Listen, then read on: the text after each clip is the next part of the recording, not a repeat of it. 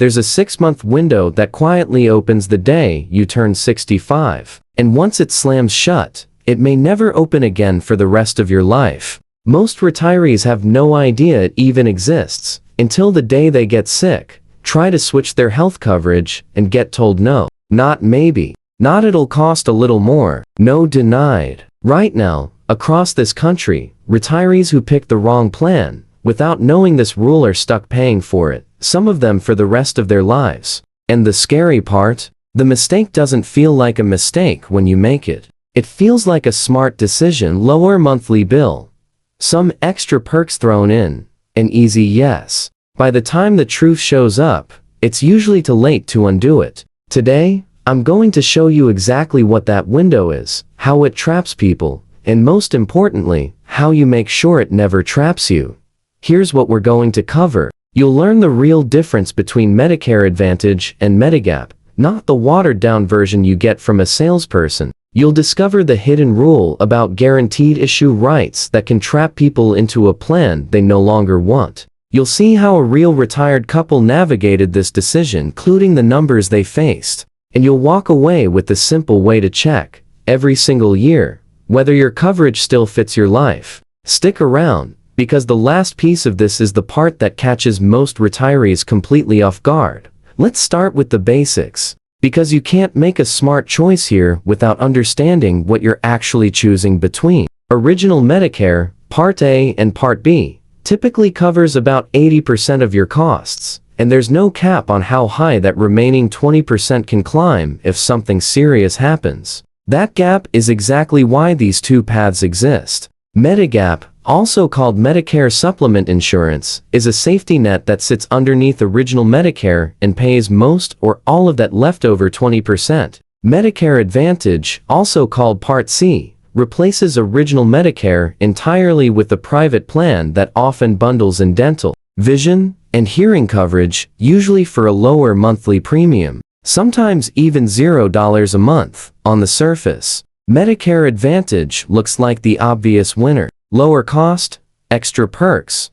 What's not to love? But here's where things get interesting, because that low premium isn't the whole story. With Medicare Advantage, you're usually required to stay inside a specific network of doctors and hospitals. If you travel often, split time between 2 states, or simply want the freedom to see any specialist without asking permission first, that restriction becomes a real source of stress. With Medigap, you can generally see any doctor in the country who accepts Medicare, no referrals, no network limits. That freedom comes at a cost, though, because Medigap premiums run higher, and you need to buy dental or vision separately. Now here's the part that really catches people off guard. Your Medigap open enrollment window begins the month you turn 65 and are enrolled in Part B, and it lasts exactly 6 months. During that window, insurance companies are required to sell you a Medigap policy no matter your health history, no medical questions, no denials.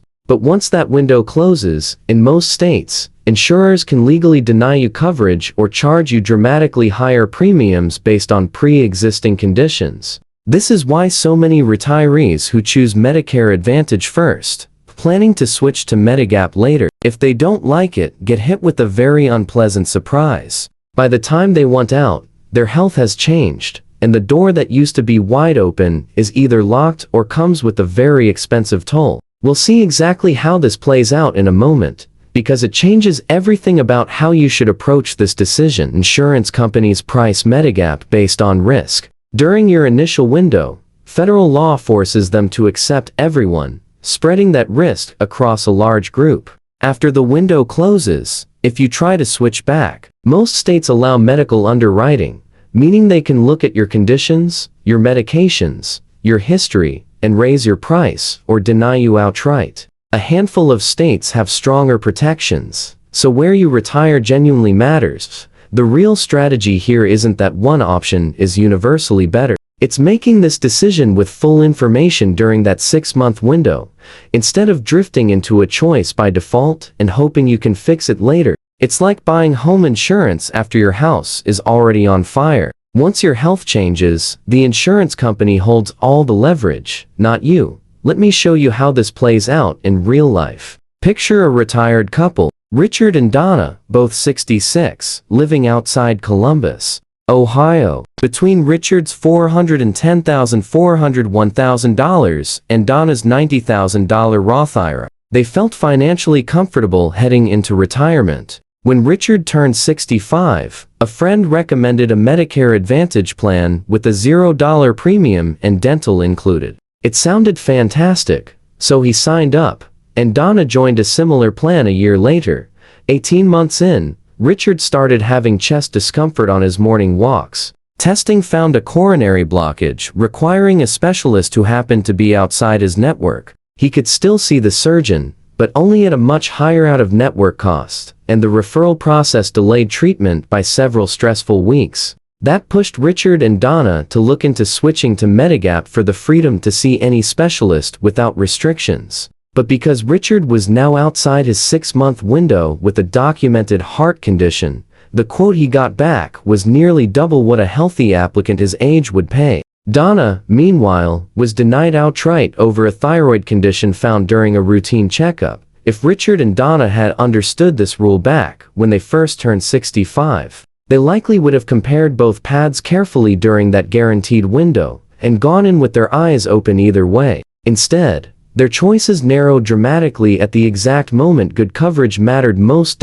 So, how do you apply this to your own life? If you're approaching 65 in good health, this is your moment of maximum leverage. So take the time to seriously compare both paths before locking one in. If your health is already more complex and Medicare Advantage's lower premium appeals to you, that can still be a reasonable choice, as long as you go in understanding the network trade-off rather than counting on an easy switch later. And if you're already on Medicare Advantage and thinking about changing, check your state-specific rules immediately. Since states like New York and Connecticut offer stronger switching protections than the federal minimum.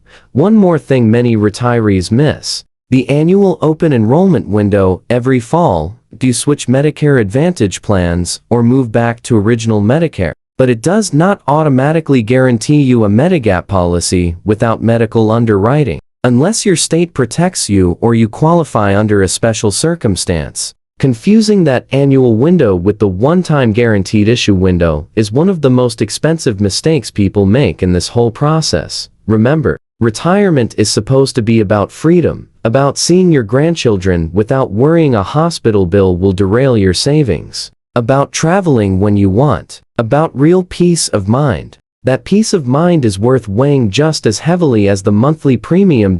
So once a year, run through a quick check. Has your health changed in the past 12 months? Are your doctors still in network if you're on Medicare Advantage? Has travel caused any friction with your plan? Have your prescription costs shifted? And are you still inside any special window that would let you switch without underwriting? 5 questions, 10 minutes, and you'll never drift into a plan that no longer fits your life.